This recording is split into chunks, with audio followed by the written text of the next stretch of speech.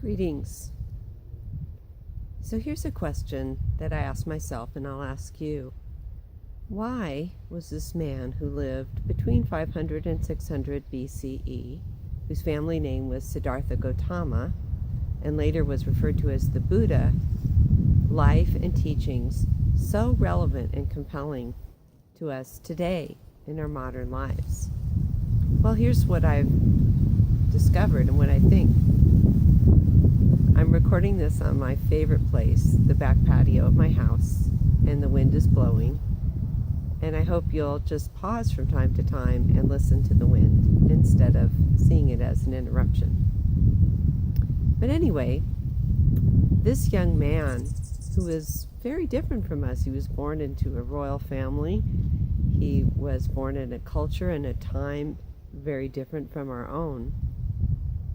And yet, there's some very fundamental similarities, and that is when he came in contact very directly and intimately with some realities of the human condition. That is, that to have this human body means that we're going to become sick at some point.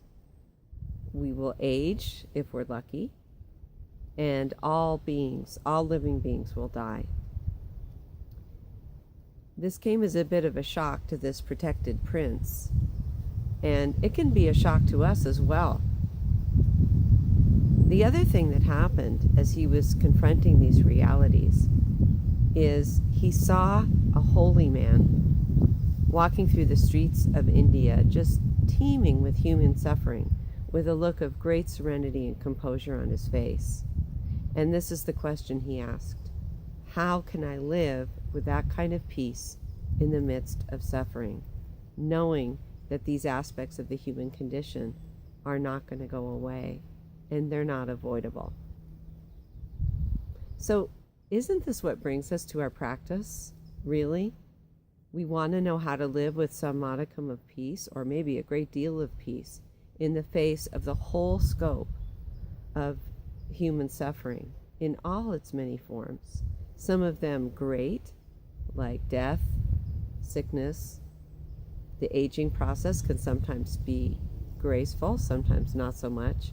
And then the minor dissatisfactions of our lives, all the things that just kind of rub us the wrong way and don't quite go our way. How can we live peacefully with those?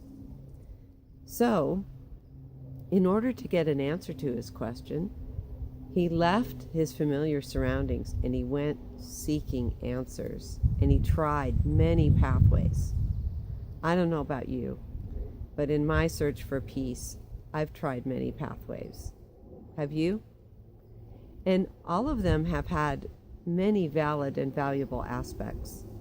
But for the Buddha, and for myself as well, they didn't answer this deep and yearning question: how can I live peacefully in the face of suffering, in the midst of suffering? Eventually, he just became frustrated, and he determined that he would answer that question for himself. He would stop looking outside for answers. And he did something very radical at his time, and still radical today. And that is, he simply sat still under a tree, determined not to move until he found some kind of realization. Now, lucky for us and for him, he did. He saw into the nature of suffering, the causes, and also a pathway to freedom. So this is why our meditation practice is so important. Not that we don't need teachers and healers and books and guides, but ultimately to take this practice that we call mindfulness meditation, to become still and quiet and look within, to tap into our own innate wisdom, is what connects us to the Buddha to this very day. And this is why I think the Buddha's story is our story, and why it's so compelling and alive for us even now.